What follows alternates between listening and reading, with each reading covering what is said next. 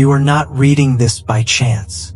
This exact moment, this precise breath you are taking is not random. It's part of a quiet architecture, a design hidden inside ordinary time. You might think you just scrolled, tapped, and landed here, but something much older, something far beyond algorithms, has been weaving threads toward this instant.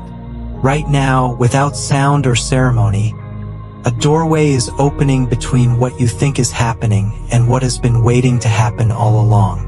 It's subtle. It won't arrive with lightning or trumpets. It begins like a whisper under familiar noise, like a vibration inside your chest that you can't quite name. But once noticed, it doesn't leave.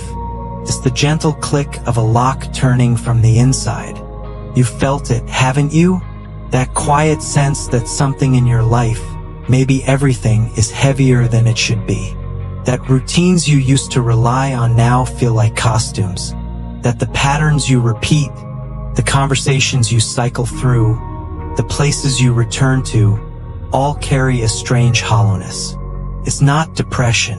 It's not boredom. It's recognition. Somewhere deep inside, you've started to suspect that the story you're in is not the only one available. And that suspicion, that tiny, dangerous spark of curiosity, is how it starts. Not with giant leaps, but with noticing cracks in the simulation. Noticing the repetition in relationships, the déjà vu of emotion, the way certain decisions feel like déjà vu dressed as choice. It's like waking up mid-sentence in a conversation you've been having for lifetimes and realizing you never questioned the script. Here's what most people never realize. That script isn't permanent. It's a loop, convincing, immersive, persuasive, but not absolute. You've been moving through reality like a dream you forgot you were dreaming, reacting to cues, following rules you never signed, feeling both free and trapped in the same breath. And then, one day, the dream blinks back at you. The edges flicker. The set pieces wobble. The familiar starts to feel fragile. And in that fragile moment, something powerful happens. Choice re-enters the story. Real choice, not the illusion of this or that within the same loop, but the deeper kind. The kind that asks not, what do I do next? But what is actually true? That's the doorway you're standing in now. Doesn't look like a door. It looks like a thought you can't ignore. It feels like a weight pressing behind your ribs. It behaves like a question that won't let go. You could dismiss it. You could call it overthinking. You could drown it in noise, in comfort, in distraction. Many do. Most do. But you didn't, not fully. Something in you stayed awake enough to keep watching. And because of that, the architecture began to shift. Subtly, silently, the script started to rewrite itself the moment you doubted its authority. And that is the part no one tells you. The rewrite begins in the exact instant you stop accepting the loop as law. The moment you let curiosity out of its cage, the reality around you begins, quietly, invisibly, to bend. This bending doesn't announce itself. It won't hand you a roadmap or a prophecy. It will feel like strange timing, like impossible coincidences, like people entering or exiting your life with surgical precision. It will feel like thoughts you've never had suddenly sitting fully formed in your mind. It will feel like gravity loosening around choices you once believed were permanent. And all of it, every flicker of it, is an invitation. Not to panic, not to worship, not to seek a guru or decode a cosmic puzzle, but simply to notice. To notice that what you once called reality is more fluid than you were taught. To notice that the future isn't waiting, it's listening. That you are not a passenger in a fixed design. You are a participant in a living, responsive field. And once you see that, truly see it, you cannot unsee it. You cannot go back to pretending the cage was locked. You cannot unknow that the loop was optional. You cannot unfeel the subtle hum of freedom vibrating underneath the old narrative. This is where you are now, at the quiet edge of something vast, not because you fought your way here, but because you allowed the quiet question to stay unanswered long enough for the answer to find you. That's all it ever takes. Not effort, not force, just permission. Permission for the deeper architecture to reveal itself, one breath at a time. And now the revealing begins. Pause for a second, not just with your body, with your awareness. Feel the subtle weight of this moment settle into you. You've stepped into something that doesn't announce itself with fireworks, yet it shifts everything underneath. It's like walking through a door you didn't know existed until you were already halfway through it. The world you thought was solid begins to feel less like a machine and more like a conversation. A living one. The things you once believed were just coincidences start to line up like signals. Conversations begin to echo ideas you only just formed in private. Songs, signs, and random encounters all begin whispering in the same frequency. It's not magic. It's alignment, the quiet mechanics of a reality that was waiting for you to wake up enough to interact with it. You might be asking yourself, why now? Why this point in time? The truth is, you've been preparing for this without knowing it. Every loop you've repeated, every cycle you thought you couldn't escape, every heartbreak, every strange intuition, every night where the ceiling stared back at you as if it knew something you didn't. All of it was scaffolding for this shift. Life doesn't move in straight lines. It circles, spirals, loops back on itself, until you finally recognize the pattern as a pattern. Until you finally stop blaming yourself for being stuck and realize the loop isn't punishment. The signal.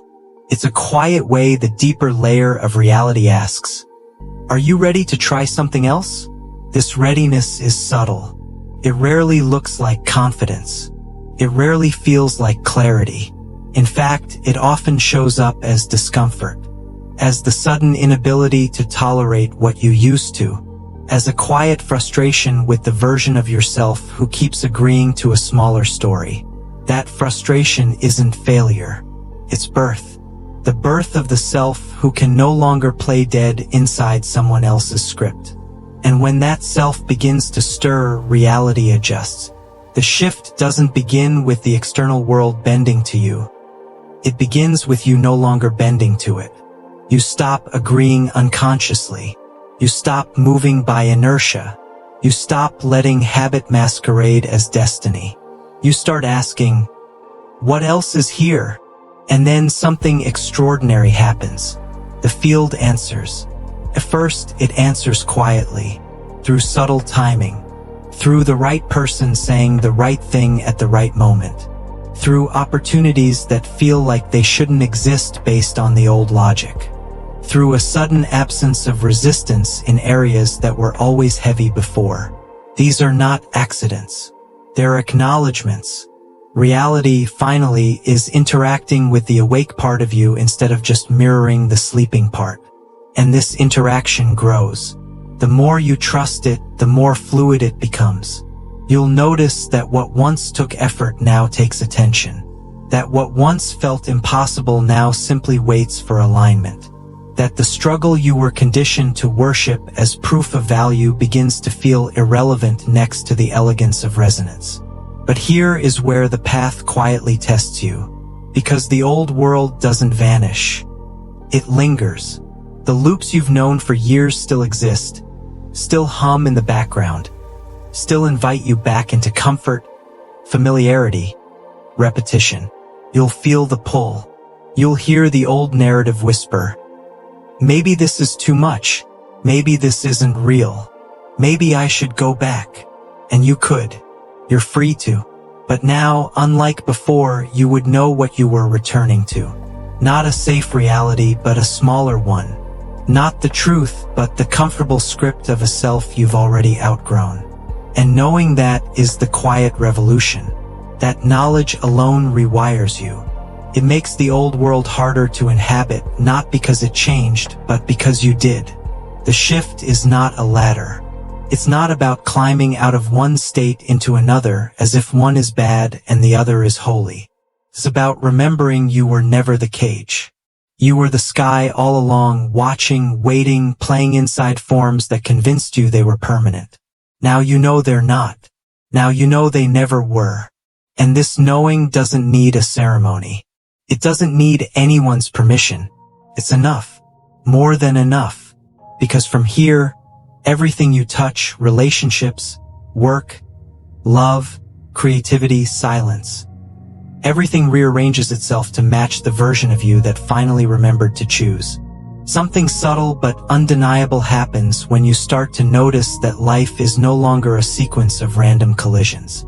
It starts to feel like a conversation.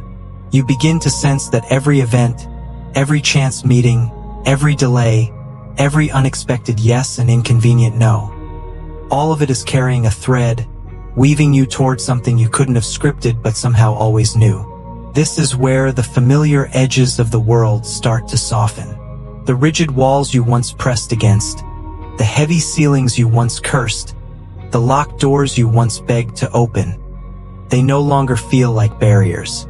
They feel like structures that only made sense when you were someone else. They were there to hold the version of you who needed them. And now that version is dissolving. You may find yourself grieving and exhilarated at the same time. Grieving because parts of you are dying, the masks you wore, the stories you clung to, the habits that made you feel safe. Exhilarated because for the first time in a very long time, the horizon looks alive. Not distant, not theoretical. Alive, close, almost humming. This is not chaos. This coherence emerging from what used to feel like static. The truth is, life was never random. It was rhythmic. But you were listening with filters that translated signal into noise. Now the filters are cracking. And through those cracks, light enters, not metaphorical light only, but actual insight.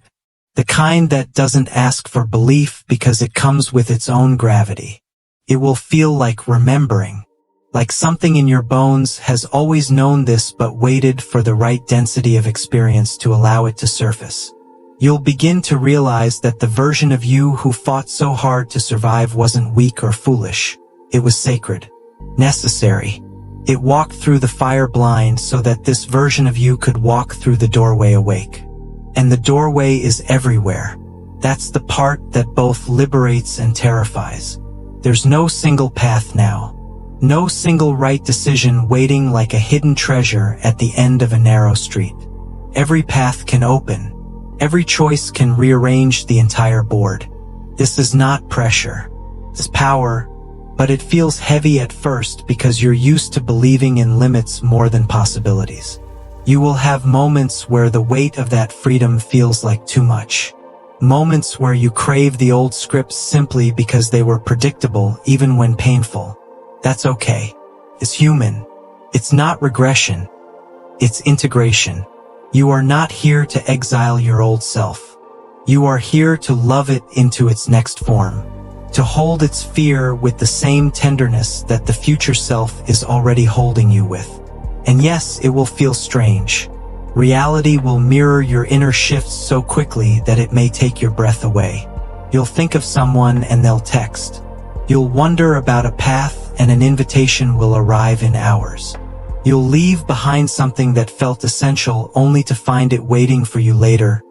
Transformed, now truly aligned. These are not tricks. This is how resonance behaves when resistance finally stops running the show. The world has always been multi-layered.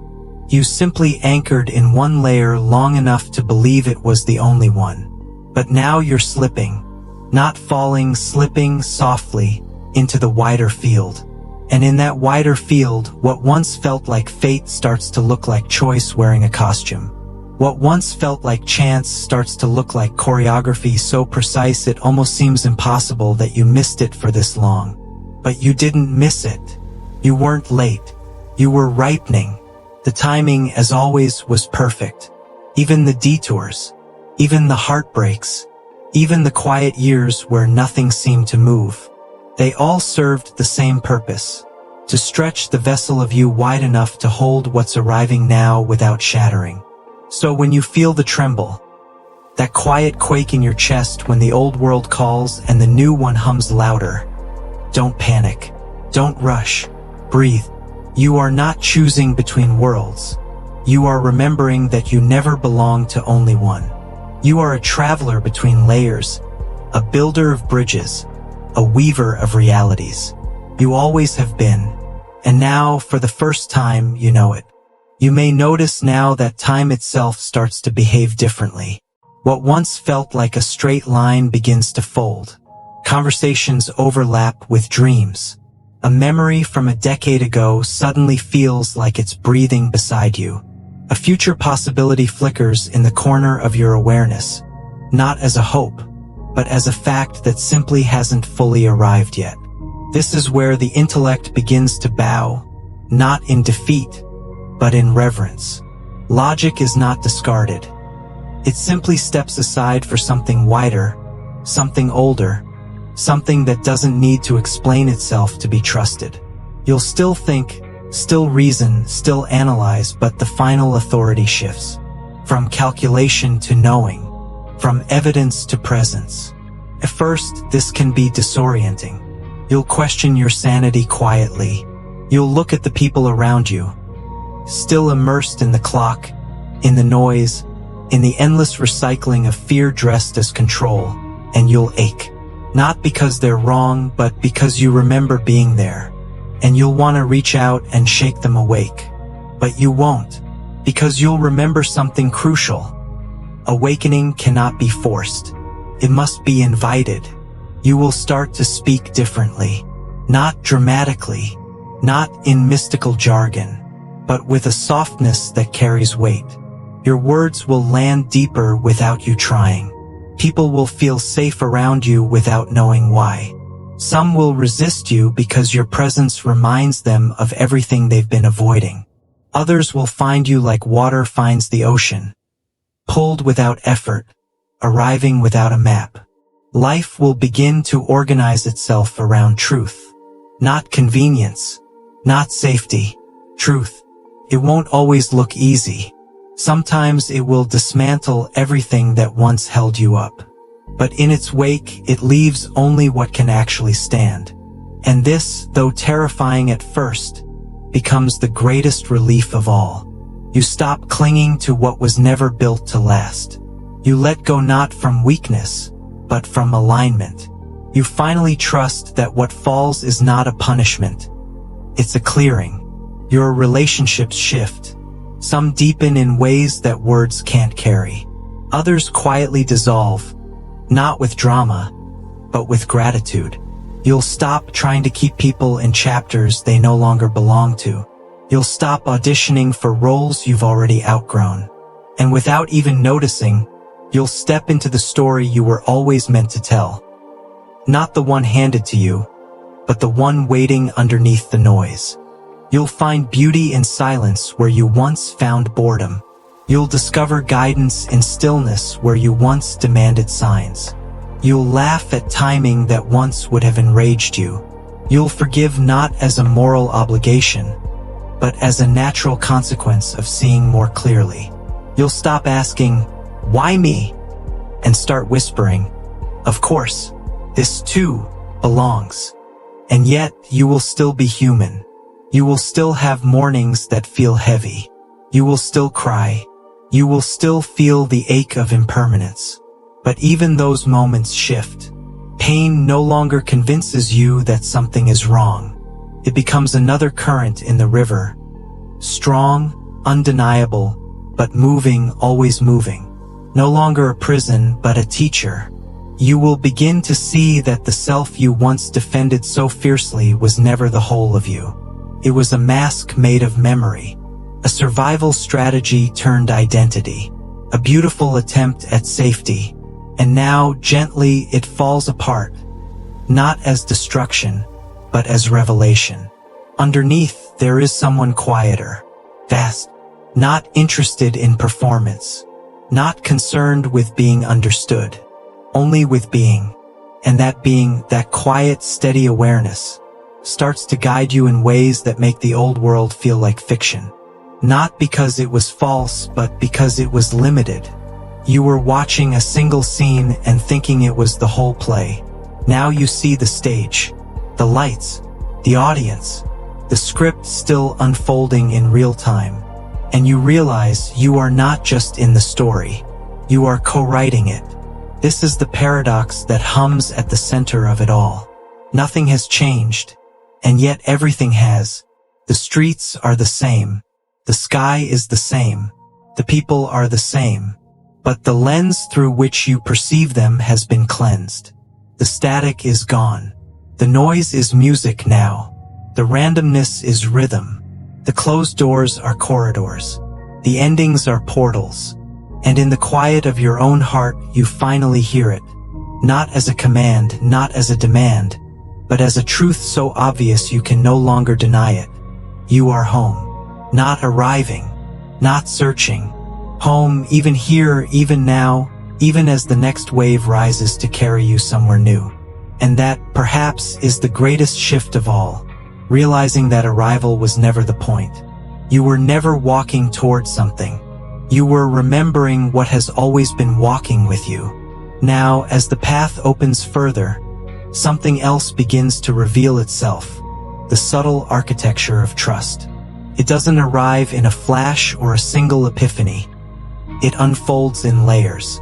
You notice that the world starts to meet you where you are, not where you pretend to be. The mirrors of life stop reflecting the mask and begin to reflect the marrow. And it's strange.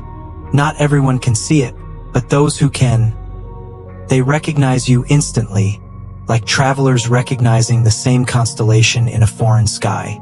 The sense of urgency you once carried, the frantic push to achieve, to prove, to secure meaning through effort, begins to fade. Not because you've given up, but because you finally understand that life is not a prize to win. It's an echo to listen to. You begin to feel the difference between chasing and allowing, between ambition born of fear and creation born of alignment. One exhausts, the other expands. Decisions become quieter, but more powerful. You no longer ask 10 people for advice about the same question. You pause. You listen. Sometimes you write. Sometimes you pray. Sometimes you simply sit in the quiet until the noise dissolves and what remains is so simple, so obvious, you almost laugh at how hard you made it before. This is not a detachment from life. It's a deeper participation. You begin to see through the games without needing to judge them. You watch the cycles of craving, fear, control, and resistance. Not with cynicism, but with compassion. You know what it's like to live asleep. You know what it's like to ache for something without knowing what you're really longing for. You don't look down at anyone. You look across, seeing a version of yourself in everyone you meet. Your definition of power changes. It's no longer about control, persuasion, or dominance. Power becomes presence. The ability to hold space when others collapse. The capacity to speak truth without armor. The willingness to walk away when staying would mean abandoning yourself. It's a quiet kind of power, the kind that doesn't need an audience, only integrity. And love begins to change shape. It stops being an exchange, a bargain, a temporary relief from loneliness. It becomes a field you walk into, whether or not anyone else is there. It becomes less about possession and more about witness. Less about what you get, more about what moves through you when you stop trying to cage it. You start to love in ways that don't make sense to the old version of you. Fiercely, gently, without keeping score. Gratitude stops being a practice you force and starts becoming the atmosphere you breathe. You look at a glass of water and feel a quiet miracle. You hear a friend's laugh and something inside you bows. You watch sunlight move across a wall and, for a second, nothing else matters. Not because you're naive, not because you've escaped suffering, but because you've finally stopped postponing wonder. The questions change, too. You no longer ask, When will it get better? You ask, how can I meet this fully? You no longer ask, why is this happening to me?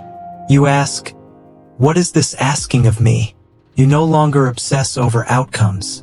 You begin to serve what's real right now. And somehow, through this surrender, outcomes take care of themselves. Paths open. Doors unlock. Timing aligns in ways you could never have forced. Not because you've mastered manifestation, but because you've stopped resisting the intelligence already moving through everything. You'll notice life becomes simpler, but not smaller. Paradoxically, you'll feel more freedom inside fewer distractions. You'll stop grasping at the endless buffet of options, because clarity has made your appetite honest. You'll see that most of what you thought you wanted was only a translation of something deeper you were afraid to name. And now that you've named it peace, purpose, belonging, truth, you no longer need the decoys. The world will still try to pull you back. Old roles will knock on the door. Familiar fears will test your footing. Even some relationships will try to drag you into stories you've already outgrown. And yet, you won't need to fight them. You'll simply stop feeding them. Starved of your energy, they fade like dreams at dawn. And maybe the most unexpected part, you begin to feel a responsibility, not the heavy kind, but the sacred kind. You realize that every step you take with clarity helps untangle the web for others. That every time you choose presence over panic, honesty over performance, love over fear, you shift the field, quietly, invisibly, but undeniably. And you understand now, awakening is never personal. It happens through you, but it belongs to all of us. You become a keeper of the quiet revolutions. Not loud, not branded, not marketed, but real. The ones that ripple through dinner tables, through boardrooms, through silent mornings where someone finally chooses to tell the truth. You begin to see how the smallest authentic action can tilt an entire lineage toward healing. And through it all, you remain a student. You don't pretend to have arrived. You know arrival is an illusion. You live now with a kind of holy curiosity, ready to be surprised, ready to be wrong, ready to be changed. You don't grip the truth. You walk with it, knowing it will grow, knowing you will too.